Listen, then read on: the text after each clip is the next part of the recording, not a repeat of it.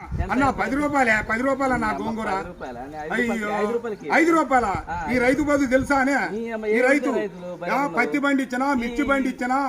శనక్కాయ బండి ఇచ్చినా ఏం బండి ఇచ్చినా ఏం ఫలితం ఉంది రైతు కాడ అరే రైతు బాధ తెలుసానే అన్న ఇది ఒకటి తెలుసా రైతు బాధ తెలుసా నేను పంట పండించిన రైతు పత్తి ఈ ఏ ఫలితం లేకుండా రైతునయ్యి పుట్టినాను రైతునయ్యి పెరిగినాను రాయినయ్యి నేను పుడితే రంది లేకుంటుందునయ్యా పత్తి పంట నేను ఎత్తే మిత్తి కన్నా ఎల్లలే ఏం బతుకు ఈ రైతు బతుకు చూడరా ఏం బతుకు